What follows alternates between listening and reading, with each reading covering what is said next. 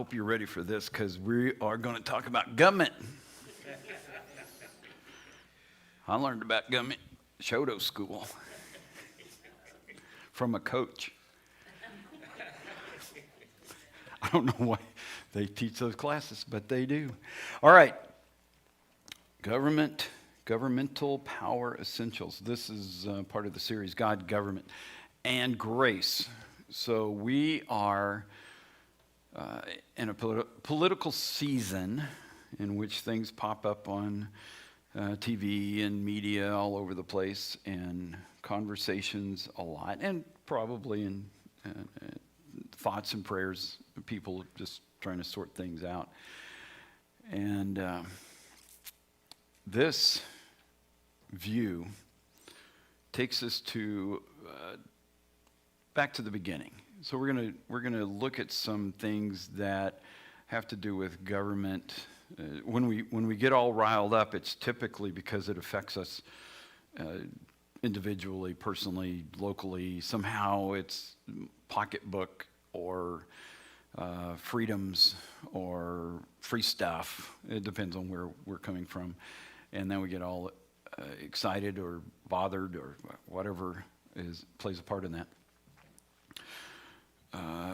The state of Oklahoma has been here since 2007. 1776 kind of had the beginning of breaking away as colonies to do something new on this continent. So that's not very long in the history of the earth. A lot of other governments have been here. Well, lots of them around the world. About 193 something. Here we are. And sometimes we think this is all that exists, all that has ever existed, all that will ever exist. And not so. There's a lot more going on, has been a lot more going on, and there's a lot more coming. And by the way, this government, our worries, not going to play a part. It will be gone. There will be a new government. But before we get to that one, we're going to go back. We're going to look at some things. So primary design, we want to go back to the beginning and see what was happening back then. So God puts this world together, and he puts people here. And he's got plants going, fruits and vegetables. He's got animals. He's got things happening. The atmosphere's working. The waters are running. He's got this set up, and he puts the people here, and he says, I have a job for you. I want you to take care of this. You are now going to represent me on this planet, and I want you to take care of all of it. The birds of the air, the fish in the sea, and animals. I've got garden. I want you to take this, have a bunch of kids, let them go around the world and make gardens, take care of everything. Take care of this whole thing. So I'm going to put you in charge, and we're going to get this going. And there's another group who watched him as he's putting all this together, and they are singing. They are so excited. There's a group that are just so pleased with what God has done in his design and in putting these people on the planet and the design of the planet. They're just watching this going, yeah. They've been around a while, and they what we call unseen. That's not unseen to them, of course. And so they live in this other realm, and they're watching this one unfold. And they are, at least a bunch of them, excited about what God is doing. And so they're singing and cheering. And then we find out in Genesis chapter 3 that we've got somebody maybe who was not all that excited about all this. So we're introduced to one player who is going to be in the garden and lead things astray and say, you really can't trust God, that creator person. We got to do something else here. So that turns the tables. That one wants the attention, wants the worship, wants to be central. And we find out as we go along, there are more of them who really saw themselves in a different light, who wanted to have more. They're probably jealous of human beings and that God paid attention to what he had created. Because, when he starts this thing out, let's make man in our image. Okay, like us, the heavenly beings. Let's do this thing. And then he creates them, and it says it's God who does this thing. They are unique in his image, this unique image. And for some of those beings, this was a great thing. For others, not so much. It's like when you bring a kid home, the third, fourth kid into your house, and the older one's going, "Wait, you just wrecked my world." It's kind of happened. So we're going to look at this. Betrayals. Got a good thing going. God said it's very good. Then it turns, Genesis chapter 3. Betrayals. We have human betrayal against God in the garden. So that starts this thing off. Tearing down a whole lot of the really good stuff that was happening. It's still good. We can go out and enjoy the world that we live in, and it's still good. It was gooder. So this is the one we get. Human betrayal against God in the garden. And divine beings betray God using humans. And we have, that shows up in Genesis 3. It happens in Genesis 6. And it happens in Genesis 11. There's just more of this. It's not just one time. We got more. And so we have betrayals. Things have turned. God is saying, wait a minute, I'm going to do this different. I'm going to take away this. I'll leave this. So we get to keep some of it, and some of the things are changing. But we have influences, and we have organization. Cain kills Abel, but he leaves when God puts his punishment on him, and Cain takes off. He goes, and he has a city. There's a city. How do you do that? You got to build buildings. You got to kind of organize. You got to have a supply network. You got to have food coming in, food production. How do you have a city? So here are a bunch of people, have buildings. They're grouped together. And somehow in the midst of that, there's a government. Somebody is running something. And even in the first world, we go through, this one's in charge of this. This one killed a bunch of people. This one had 2 wives. But they're in charge of, there are things happening. And then that one collapses. So it's betrayals. We get up all the way to the flood. So we come out of that, and there are new opportunities to get it right. With the new world, the new responsibilities, God said, okay, I'm going to wipe the slate clean, which means the half-blood human fallen angel group, that bunch, kill them.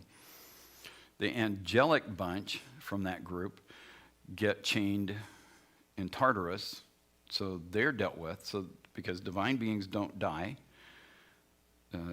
not the same way as human beings do, so they don't die. The flood isn't going to affect them, so he has them chained up. The half-bloods do die. The human side of them dies. The spirit side of them continues because they're still floating around, but they're not human, so many of them are what we have in our world as demons. So they're still around, and they're called unclean. When Jesus addresses them, he says unclean spirit, because they came from this mixture of divine and human beings, and the whole mess started. Flood comes, new world, new possibilities, new responsibilities, and we get to take off in a whole new way.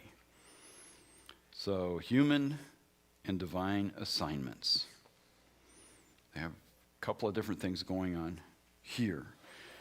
Human, populate the earth with people. We read that earlier in Genesis. So this is after the flood. Fill the earth with people. Genesis 9. God's image bearers. I want more of them, God says. Human government will be necessary to maintain what is sacred and live well and thrive. So you got to go out there and take care of the critters, take care of the earth. Don't abuse them, and don't murder people. There's a law.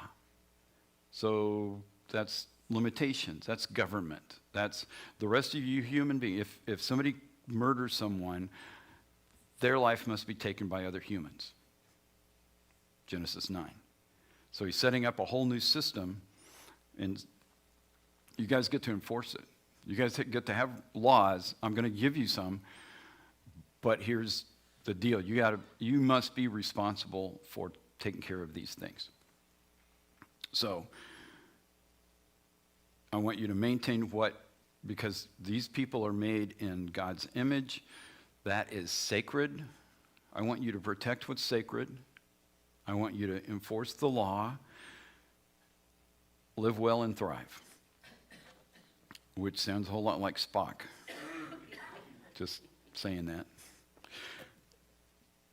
But that's the rule. That's the new setup from Genesis 9. And he doesn't give a whole lot more information right there. And they can see the world. I mean, they just came through a horrific boat ride, and now they get to see what the future could be. The divine side. Divine beings assigned to human beings provide support, information, and protection in the seen and unseen realms.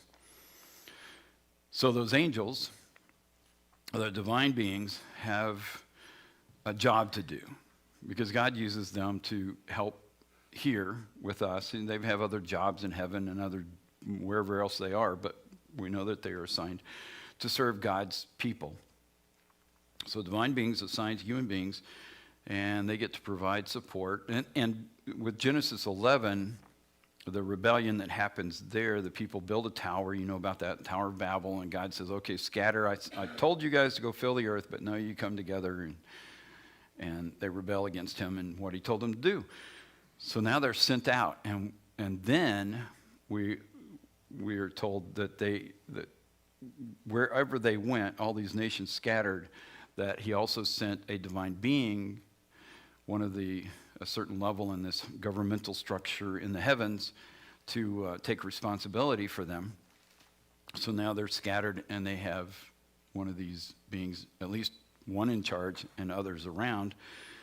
So the divine beings are to provide support, help people along the way, and they can pass information from heaven to earth. There's some helping, it goes back and forth, communication, information, and protection. They are supposed to maintain justice. They are to help humans actually follow through on being good and doing what God would have them do, be obedient. And they blow it. But that's their assignment. That's their assignment. And they're supposed to be doing that in the heavenlies and the unseen realm. It impacts the seen realm. They're involved with us here. So that's back then. This is coming out of Genesis 11, and it's early days after the flood. So, nations are spreading, governments are forming. And it's in the heavens and on the earth. The gods fail.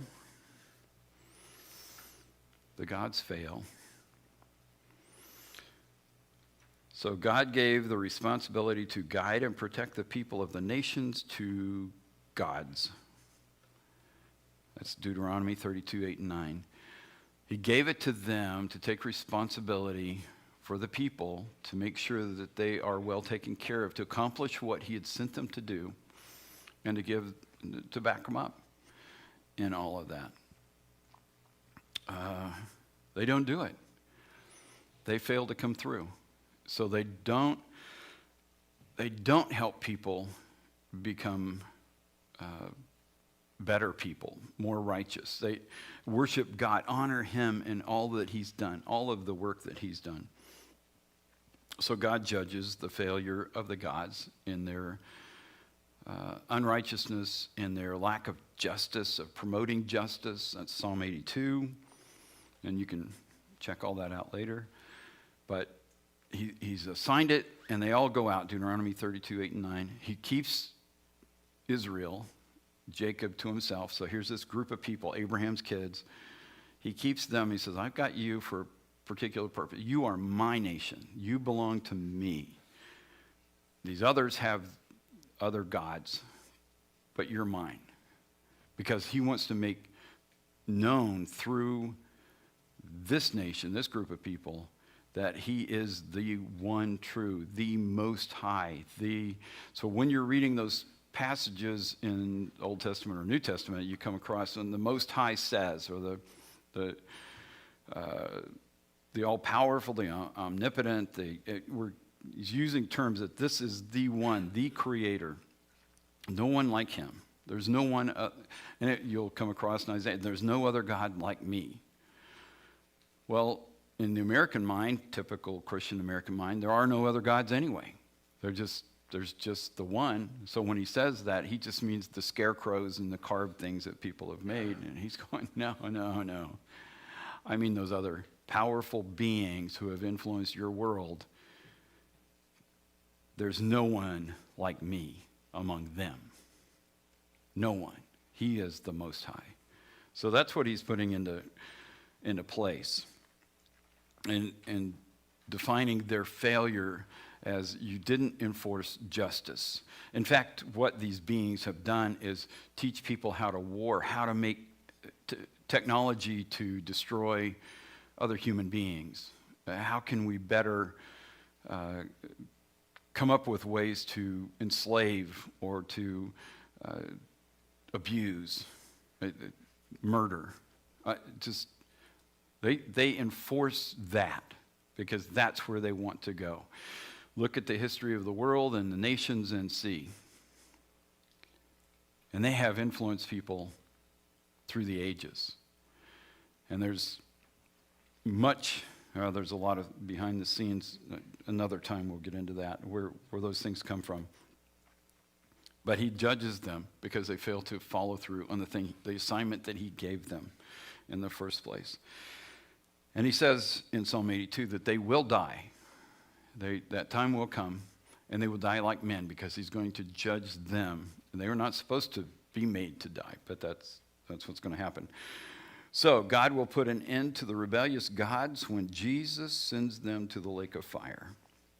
So that's the end of them. He pulls the ones from Tartarus out, all of them, the beast, Satan, everybody. They go into the lake of fire, which was prepared for Satan and his angels in the first place, which is Matthew 25. So Revelation 20, when Jesus comes back, he does that. So in the meantime, there are influences around the world coming from gods that we don't believe in, who have power that is unbelievable to pull people and nations and groups into such horrific acts of violence and injustice. And you just start thinking about a few of those, the killing fields, the Nazis. You just start running through what was going on. What were they thinking? How did they arrive at that kind of brutality? And why was it okay and acceptable to them? And when they go home, they go, how many did you kill? And they feel good about it. Same thing's happening in our world today. And groups teach hatred and they teach killing as a normal part of injustice is highly rated. You get awards for that. And God's saying, yeah, because it's not only the human heart that's wicked, there's wickedness above and around us, influencing the things that are going on, decisions that are being made, the reasons that universities teach that God no longer exists. You go, where'd that come from? There may be influences beyond just the human that has come. Don't do what he said to do. And then they throw out some kind of powerful, the government gives you It's the government who allows you to live. It's the government who provides for you. The government is God.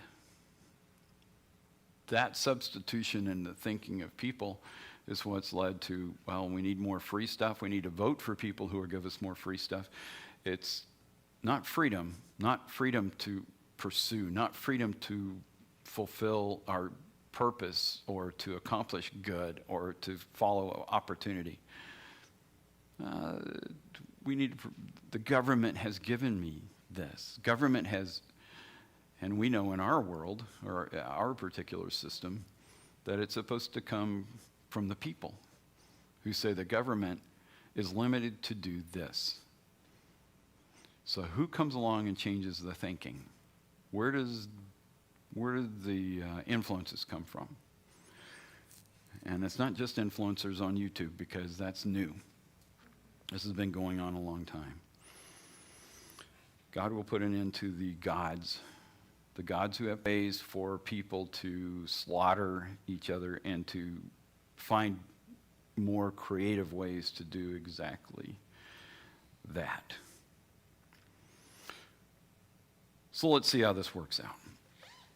There are so many. So if you ever got bored with the Old Testament, even Leviticus, you got to take some of whatever it is I'm telling you right now and go back and read. And it will read differently, because it will take on a whole new look and flavor, because that was real. And what unfolded was real. And the reasons it was recorded is so that we would know that God is God. He is the Most High.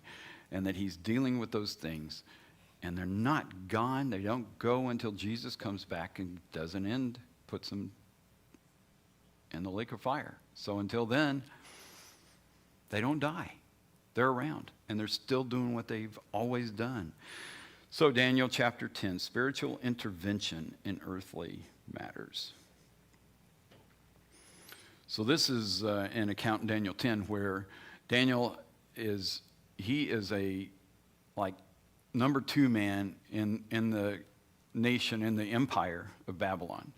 And he is responsible for running things. I mean, he's got responsibilities. He's also an advisor to the king. He gives information to him, and the king trusts him. So he's out. He spent 3 weeks at this point praying. Goes down by the river.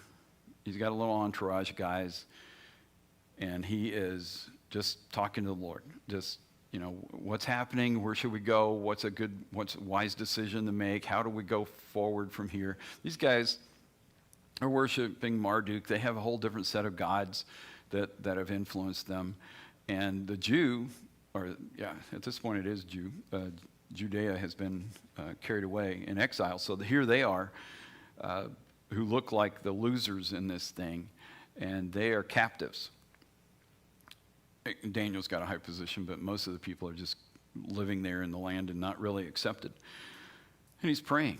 All right, Lord, what now? How do we do this? We know we blew it, and we weren't following you like we should have been, and therefore we're in this mess.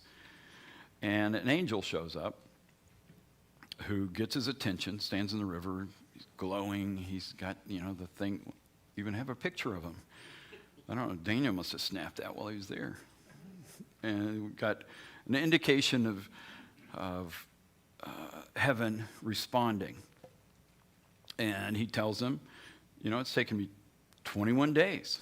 When you started praying, we got the answer. I was sent to bring you the answer. Remember earlier we talked about divine beings. They come, they give you information, they support, they protect, they have jobs. Well, this is one on his way, 21 days.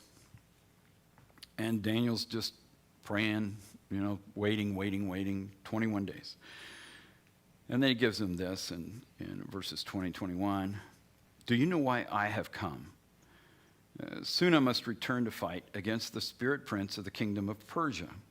And after that, the spirit prince of the kingdom of Greece will come. Meanwhile, I will tell you what is written in the book of truth. No one helps me against these spirit princes except Michael, your spirit prince. So for Israel, the spirit prince of Israel is Michael. So he's the main, archangel level. So there are governments in the heavens, governments, levels of different angels and different responsibilities, different ranks, different jobs that they have to do. Well, that's his. And Michael has been assigned to the people of Israel. And so that's why he says, I'm here, and we got this angel, the glowing one, and he's fighting, and he's got Michael backing him up, and they're bringing information, and they're protecting, and they're fighting against these other princes. Who are they? Well, we got one from Persia, so that's this whole Babylonian thing is coming from that direction. There's a spirit prince of Persia. Where's Iran and Iraq? Anybody ever had trouble with them? They're not dead. They were assigned those. Genesis 11, God is dealing with them. They will be taken out, Psalm 82, Revelation 20, but not yet. They're still being dealt with. Do they influence the people? Do they influence politics? Do they influence who's shooting who when? Yes. Still going on. Is it all just having a better negotiator for the State Department? That's good. It's helpful on the human level. Does that take care of that level? The powers that are above that? Who has any influence there? And here we have Daniel praying. Now, you've heard of Alexander the Great. Well, that's who he's talking about coming next. Is Alexander just like on his own? This dude takes over half the world by the time he's 30. How many people do you know can do that? Did he have any help from the gods? And, if you read Greek mythology, well, gods were helping this guy. Probably so. How did Alexander do that? Well, Daniel's finding out before Alexander shows up, before he's born. Next up, Spirit Prince of the Kingdom of Greece will come. Spirit Prince, not Alexander, the Spirit Prince, who is influencing Alexander, and he's talking to him at the river in Persia, saying he's going to come. Guess how far Alexander got? All the way. He makes it to India, actually, past Persia. But there's nothing to this stuff. Really? These are the powers that are at play. Where does Daniel come in? Daniel's been given an important role in the empire itself, and for many kings. He served many, not just Nebuchadnezzar. And we have a man who believes God, who prays, who turns to him. He gets in trouble for prayer. He's thrown into the lion's den. The lion, of course, their mouths are shut by the angels because angels protect. You go, wow, okay. But just for Daniel. It's just during, back then. And it's just mythology. It's just stories. No, he's letting us know this is how governments work. And governments are influenced by the spirit princes who have been assigned. Some of them went sideways. That doesn't mean all of them. We got a bunch more on our side than on theirs. There's another story about that. A lot more on our team than on theirs. That doesn't mean they don't have influence and they don't have power and that they're not doing these things. What was Daniel doing for 21 days that made a difference? He prayed. Well, I can pray for about 5-10 minutes and my mind just goes off. I'm thinking about all these other things and I got shopping to do and I need to air up the tires and important stuff. And y'all, that's where the power is. We either decide to believe him or not. You don't have to be president of anything. Fall on your knees. You call on the Lord God Almighty. That is where the power is. Those people in office, thank God for them, pray for them that they get the stuff done because they have to organize a lot, and who would want that job? They have to do it. Somebody has to do it. That's not where the power is. So don't blow this off. If you're blowing it off, there's another spirit probably influencing, ain't nothing to this. There's no power out there. Because just as you read that, no one helps me against the spirit prince except Michael, your spirit prince. It's going, man, they're fighting. You know what helps them? Us. Supporting them in the battle. And then they can do more for us when we pay attention to them. Anyway, Daniel 10, if you want to read that, there's a lot more in there. Revelation.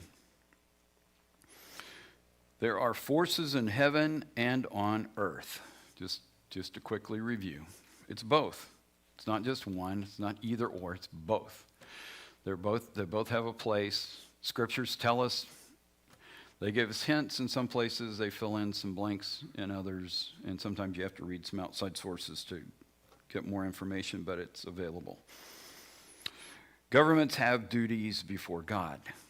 God will hold governments accountable. All governments. Even the local government, the school board, all governments. He's going to look at that and say, where's the justice? Even in a company or a corporation, he's looking at all of that. Governments have duties before God. And the governments in the heavens as well. God judges both human and divine individuals and governments.